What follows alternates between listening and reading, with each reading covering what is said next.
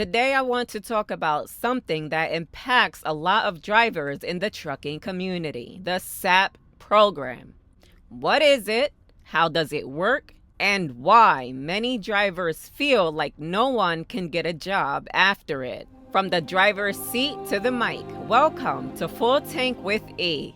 First, what is the SAP program? SAP stands for Substance Abuse Professional, and under the rules of the FMCSA and the DOT, any driver in a safety-sensitive position, for an example, driving a commercial vehicle, who violates the DOT drug and alcohol testing regulations, for instance, tests positive for certain prohibited substances, or refuses a drug or alcohol test, must undergo a SAP evaluation.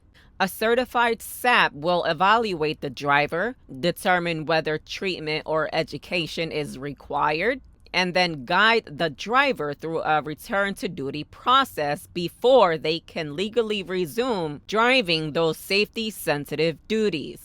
Now, why does this matter? Well, because after a violation and the SAP process, many drivers believe they can't get a job, or they may face more obstacles finding trucking companies that will hire them.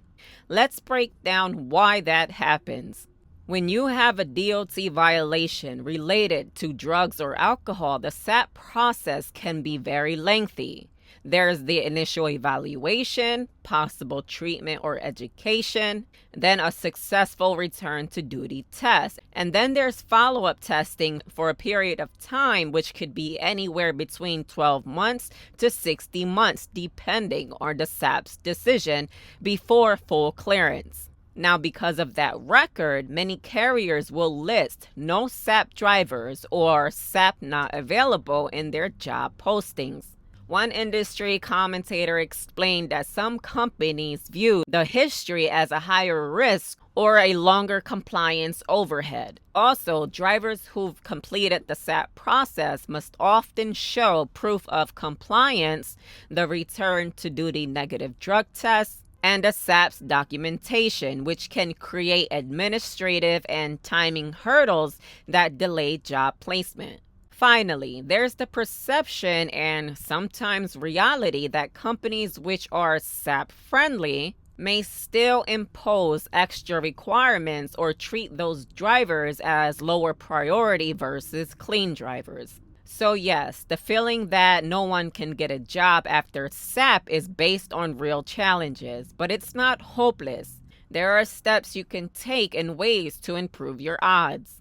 Here's what you or anyone you know can do if you're in the SAP process or thinking about it.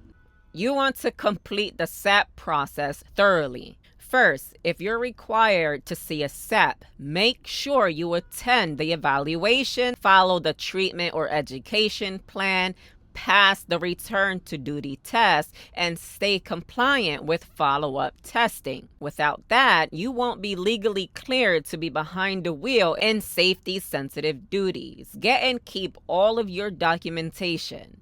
After completing the SAP requirements, you'll need the SAP's written report showing that you met all the obligations, proof of your negative drug and alcohol test, and any follow-up testing plans. Have these records ready when you apply to jobs. They show that you're compliant and serious about returning. Then you want to search for SAP-friendly companies. You have to do your research and find carriers who explicitly state they hire drivers who've completed the SAP program. There are lists and articles out there that identify such carriers. When applying, ask the recruiter. Ask the recruiter off the bat. Do you hire SAP drivers who pass the return to duty test and are properly cleared? Be fully transparent. Now, when you apply to jobs, be ready to explain your situation. Emphasize that you've completed the SAP process, you're compliant, and you're back in good standing. Showing responsibility can help reduce carrier hesitation. Be patient, be persistent, and try considering smaller carriers. Some larger carriers may have more restricted policies about hiring drivers with SAP history, but smaller or regional carriers may be more flexible. Persistent helps. Each application, each interview is a chance. Maintain clean records going forward. Once you're back on the road, avoid any further violations, maintain your drug and alcohol compliance, and build your driving record and positive safety history. That will gradually erase the SAP stigma in your employer's eyes. So yes, the SAP program introduces a real barrier, but it's not the end of your career. If you complete it, document it, and pursue the right company with transparency and persistence, you can get back to work driving. And having gone through the SAP process, you might even have a renewed focus on safety, accountability, and a second chance.